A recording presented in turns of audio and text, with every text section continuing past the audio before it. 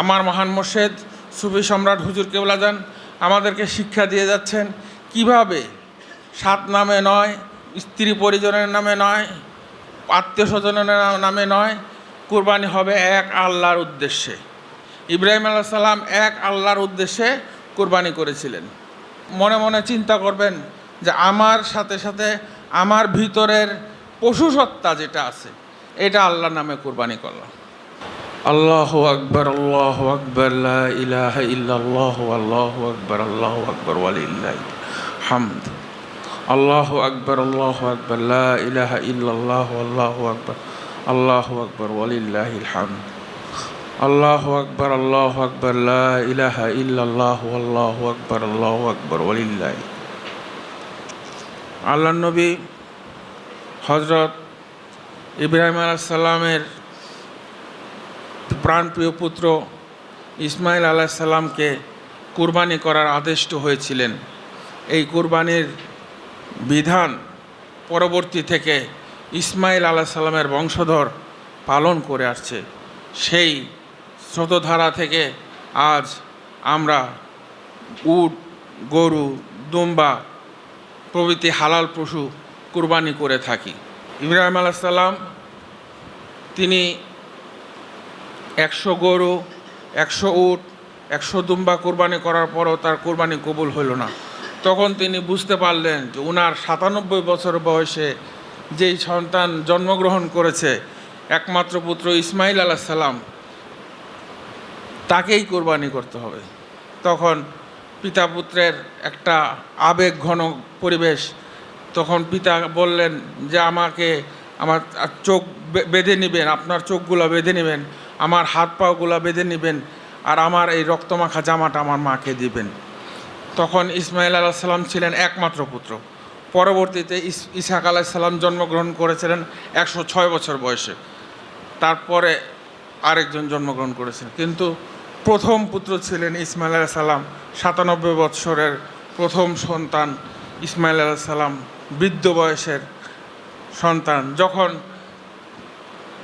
তিনি সন্তানের শুভাকাঙ্ক্ষা পেলেন তখন বললেন আমার মাথার চুল তো সাদা হয়ে গেছে, আমার বউ তো বুড়া হয়ে গেছে, আমাদের সন্তান হবে কিভাবে? কিন্তু আল্লাহ অশেষ মেহেরবানিতে তাকে সন্তান দিলেন এবং এই সন্তানকে আল্লাহ নিজের পরিবর্তে নিয়ে গেলেন। কারণ মনে রাখেন কোরবানির পরিবর্তে কি আল্লাহকেই পাওয়া যায়। আর ইসমাইল আলাইহিস সালাম তার নিজের জীবন এবং ইব্রাহিম আলাইহিস সালাম তার নিজের পুত্রের জীবন আল্লাহর রাহে উৎসর্গ করেছিলেন। এটাই হচ্ছে হাকিকতে হজ, এটাই কোরবানি। আশেকে রাসূল ভাইরা, ইব্রাহিম আলাইহিস সালাম তার প্রাণপ্রিয় পুত্রকে 7 নামে নয়, 10 নামে নয়, স্ত্রীর নামে নয়, পরিজনের নামে নয়, কোরবানি করেছিলেন একমাত্র আল্লাহর নামে। তিনি বলেছিলেন ইন্না সলাতি ওয়া নুসুকি ওয়া মাহিয়ায়া ওয়া মামাতি লিল্লাহি রাব্বিল আলামিন। নিশ্চয় আমার নামাজ, আমার কুরবানি, আমার ইবাদত বন্দেগী সব একমাত্র আল্লাহর উদ্দেশ্যে। আমার মহান মুর্শিদ সুফি সম্রাট হুজুর কেবলা যান আমাদেরকে শিক্ষা দিয়ে যাচ্ছেন কিভাবে 7 নামে নয়, 10 নামে নয়, স্ত্রী পরিজনের নামে নয়, আত্মীয় স্বজনের নামে নয়, কুরবানি হবে এক আল্লাহর উদ্দেশ্যে।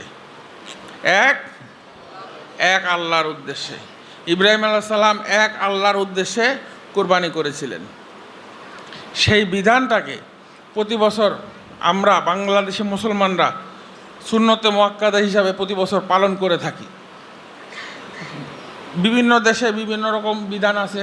সৌদি আরবে যারা ওদের একদম ফরজ হয়ে যায়, যারা হজ করে, বিভিন্ন দেশে বিভিন্ন রকম। আমাদের দেশে আমরা সুন্নতে মুআক্কাদা হিসাবে পালন করে থাকি। অতএব এই কোরবানির গুরুত্ব অপরিসীম।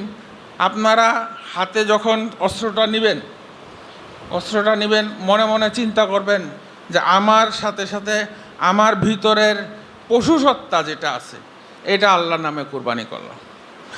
দেখেন, আমরা দেহের সুরতে অনেকে মানুষ, কিন্তু আমাদের আত্মার সুরত মানুষের মতো অনেকের হইতে পারে নাই। সেই কারণে আমাদের দোয়া হচ্ছে ইন্না সলাতি ও নুসুকি ও মাহিয়ায়া মামাতি লিল্লাহি রাব্বিল আলামিন। এটা হলো আরবি দোয়া। না পারলে মহান মুর্শিদের নামে চেহারা খেয়াল করে বিসমিল্লাহ আল্লাহ আকবার, আমার কোরবানি আমি দিচ্ছি, বিসমিল্লাহ আল্লাহ আকবার বললেও হবে। আশিক রাসূল ভাইরা, আসলে আজকের দিনে আজকে যদিও আমরা দ্বিতীয় দিন পালন করতেছি, বাবাজানের শিক্ষা সংস্কার অনুযায়ী দ্বিতীয় দিন পালন করতেছি। গতকালকে ছোটো সাহেবজাদা সুদের সাথে আমরা আমাদের কোরবানিটা করে ফেলছি। তো আজকে আপনাদের সাথে নামাজ আদায় করলাম। আমার মহান মুর্শিদকে কবুল করুন। আপনারা সবাই আমার পক্ষ থেকে ঈদ মোবারক গ্রহণ করে ঈদ মোবারক।